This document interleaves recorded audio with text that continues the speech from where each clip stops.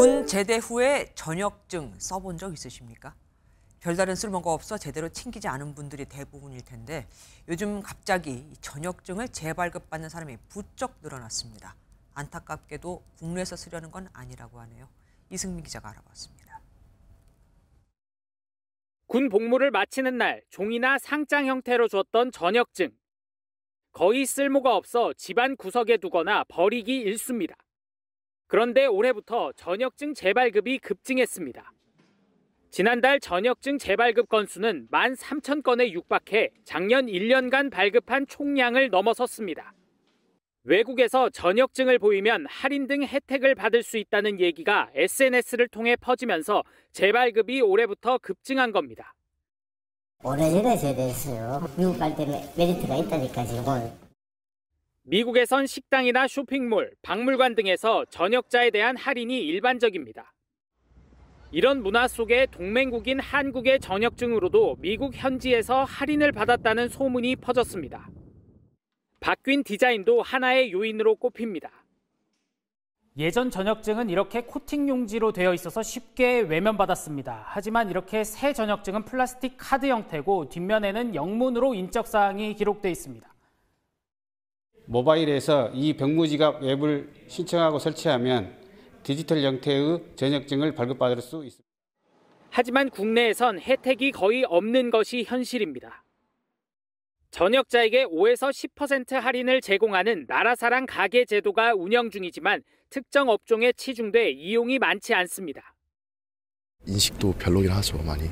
솔직히 많아졌으면 좋겠죠. 지금 제 동생도 군대 가고 그러다 보니까. 병력 감소 문제가 안보 현안으로 떠오른 만큼 전현직 군인에 대한 혜택이 제도적으로 마련돼야 한다는 목소리도 나옵니다. MBN 뉴스 이승민입니다. 정부가 지난해 8월 1차 의료 개혁안을 발표한 데 이어 7개월 만에 두 번째 개혁안을 내놓았습니다.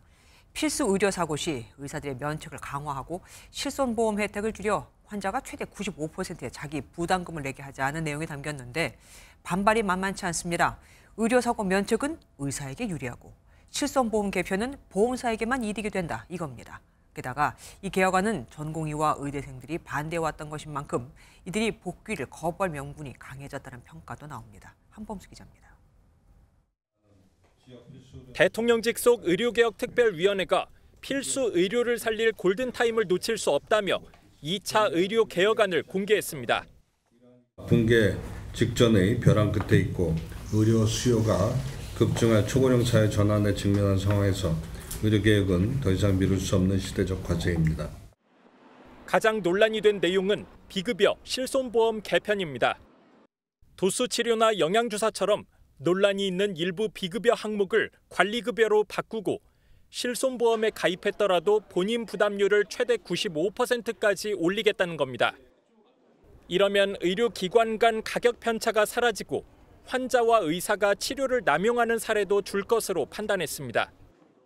환자와 의사들은 보험사만 이익을 거둘 뿐 적극적인 치료는 어려워질 수 있다며 불편한 기색을 비치고 있습니다. 저도 사실 허리가 안 좋아서 그런 도수치료나 그런 것도 이용해본 적이 있는데 굉장히 많이 부담이 될 것 같습니다. 제가 느끼기에는 환자를 위한 건 아닌 것 같고요. 이번 발표에선 2차 의료기관에 대한 지원을 늘리고 의료사고 면책을 확대하는 방안도 포함됐습니다. 사고 위험성 때문에 필수 의료를 꺼리는 의사들이 많다며 중대한 과실이 없으면 형사 기소하지 않겠다는 게 핵심인데 이 또한 환자 안전을 뒤로 미뤘다는 비판을 받고 있습니다. 정부가 발표를 강행하면서 2차 개혁안에 반대해온 전공의와 의대생의 복귀가 더 어려워질 것으로 보입니다. MBN 뉴스 한범수입니다. 보신 것처럼 절반 가까운 학생들이 복귀하며 수업 거부로 똘똘 뭉쳤던 의대생들 사이에 동요가 일어나고 있습니다. 여기엔 고학년과 달리 제적되면 구제받을 길이 아예 없는 이사학번만의 사정이 있었습니다. 최은미 기자입니다. 연세대가 2024학번 의대생에게 제적 시한을 하루 앞두고 보낸 문자 메시지입니다. 이사학번 학생 대상 긴급 안내라며 이사학번의 경우 제적 시 재입학이 절대 불가능하므로 등록 여부를 신중하게 결정하라고 경고했습니다. 보통은 등록하지 않아 제적된다 하더라도 해당 학년의 결원이 있으면 재입학할 수 있습니다. 그러나 이사학번은 지난해에도 휴학한 터라 내년에 재입학하려면 다시 1학년으로 해야 하는데 이미 26학번으로 정원이 채워져 이사학번이 재입학할 수 있는 여지가 없는 겁니다. 다른 학년과 사정이 다른 건데 이 부분이 막판에 분위기 전환을 이끌어낸 걸로 보입니다. 이사학번은 만약에 제적 당하더라도 그 다음에 재복학 신청이라든지 재입학 신청이라든지 이런 것들이 불가능한 게 그 밑에서 치고 오니까 본과생 같은 경우는 그렇게 치고 올라온 애들이 없어요. 24일 건양대를 시작으로 27일 서울대 이화여대, 28일 가톨릭대 경희대 등도 등록이 마감되는데 앞서 절반 가까이 복귀한 연세대와 고려대처럼 등록은 하고 보자는 기류가 더 확산할 가능성이 크다는 분석입니다. 그러나 등록한 이후 불참할 가능성이 있어 수업이 정상적으로 이루어질진 미지수입니다. 게다가 등록하지 않아 재적 대상이 된 의대생들은 소송도 불사하겠다는 입장이라 당분간 혼란은 불가피할 걸로 보입니다. MBN 뉴스 최은미입니다. 의성 산불의 최초 신고자는 50대 성묘객으로 알려졌지만 실제로는 성묘객의 딸이었습니다. 신고를 해준 건 고마운 일이지만 어려서인지 산불이 났다는 말 외에 위치가 어디냐 등을 묻는 소방당국의 질문엔 답을 못했죠. 발생 위치와 현장 상황은 성묘객인 아빠가 전화를 받고 나서야 전달돼 1분 1초가 아쉬운 귀중한 시간이 낭비됐습니다. 김민수 기자가 단독 보도합니다. 최초 신고가 접수된 시각은 오전 11시 24분 14초입니다. 산불이 났다고 말문을 연 성묘객의 딸은 아빠와 왔는데 불이 나서 산소가 타고 있다고 설명합니다. 빨리 와주세요라고 재촉하지만 위치를 묻는 질문엔 모르겠다는 대답을 반복합니다. 밑에 내려가서 기다리고 있는 엄마한테 전화 좀 해도 괜찮냐고 되묻기도 합니다. 상황실에서 현장 상황을 알려달라고 요청하자 할아버지 산소가 타고 있다고 답합니다. 이렇게 1분쯤 시간이 지나고 나서야 50대 성묘객이 여보세요라며 전화를 받습니다. 안평면 박곡리라는 산불 발생 주소는 그 직후에 소방당국에 전달됩니다. 50대 성묘객은 차량으로 진입을 못하는 곳인데 불이 산을 타고 올라간다며 헬기를 요청하기도 합니다. 이런 구체적인 정보는 총 3분 길이에 통화 녹취 후반쯤 가서야 나옵니다. 산불이 발생하면 초동 신고와 상황 설명이 중요합니다. 이번에 제대로 이루어지지 않다는 게 밝혀졌습니다. 그래서 향후에 경찰의 신속한 수사와 경위 파악이 필요합니다. 최초 신고 시각 경북 의성군엔 최대 순간 풍속이 초당 3.7m였다가 오후 3시 50분쯤 초당 17m로 급격히 강해졌습니다. 그나마 성묘객의 딸이 신고하지 않았다면 소방당국의 인지 시점은 더욱 지체되고 화재 원인을 밝히는데도 행정력이 낭비될 뻔했습니다.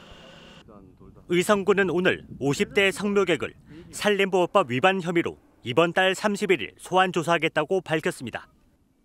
MBN 뉴스 김민수입니다. 송전탑을 훔쳐간다. 상상이 되십니까? 중국에서 20층 건물 높이의 송전탑을 그것도 12기나 훔쳐가는 일이 발생했습니다. 그런데 작년 9월부터 훔쳤음에도 당국이 이 사실을 인지한 건 올해 2월. 대체 어떻게 이런 일이 가능했던 걸까요? 베이징에서 김한준 특파원이 전해왔습니다. 대형 송전탑이 옆으로 쓰러집니다. 철근으로 만든 길이 80m, 20층 건물 높이의 송전탑을 철거하는 모습입니다.